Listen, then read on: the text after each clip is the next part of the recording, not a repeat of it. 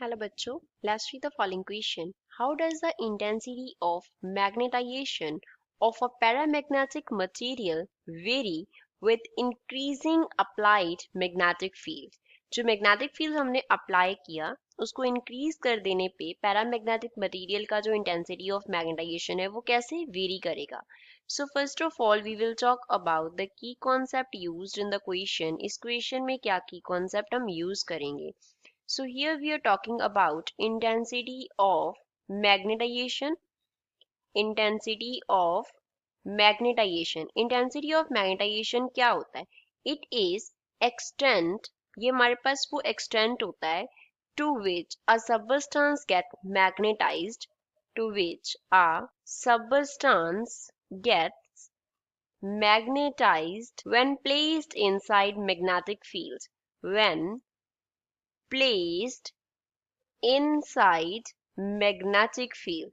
जब magnetic field के inside हम प्लेस करते हैं तो कितनी एक्सटेंट तक वो सबस्टेंस जो है वो मैग्नेटाइज हो जाता है, वो एक्सटेंट कितना है, that measure is intensity of magnetisation. तो इसका जो मेजर है वो हम कैसे करते हैं, इसका जो मेजर है वो हम किस टर्म से करते हैं, ससेप्टेबिलिटी. ससेप्टेबिलिटी हमें मेजर देता है कि किस एक्सटेंट तक जो सबस्टेंस है वो मैग्नेटाइज होगा, और जितनी एक्सटेंट तक होगा that is intensity of magnetisation.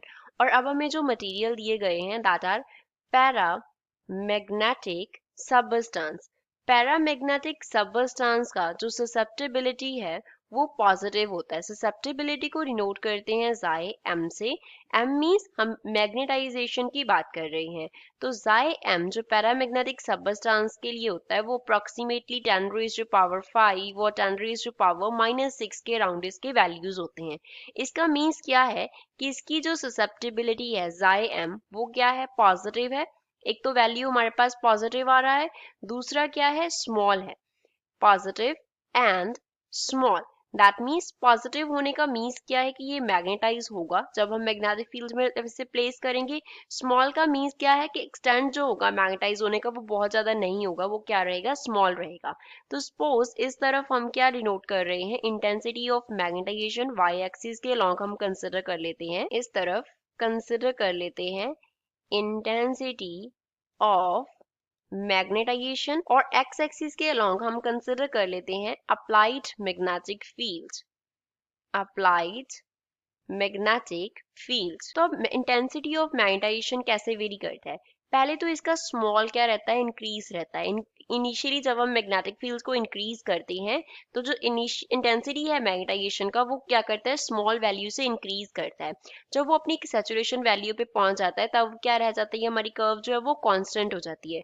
तो यहाँ पे जो कर्व है वो क्या है, इंक्रीजिंग कर्व है.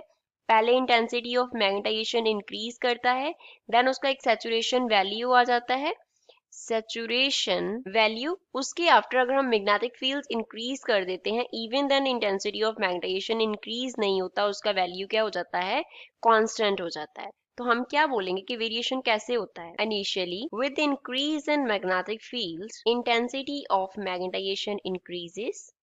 Intensity of magnetisation increases and after a certain value it becomes constant. intensity of magnetization क्या हो जाता है, constant हो जाता है, उसके after उसका value increase नहीं करता. So this is final answer for the given question.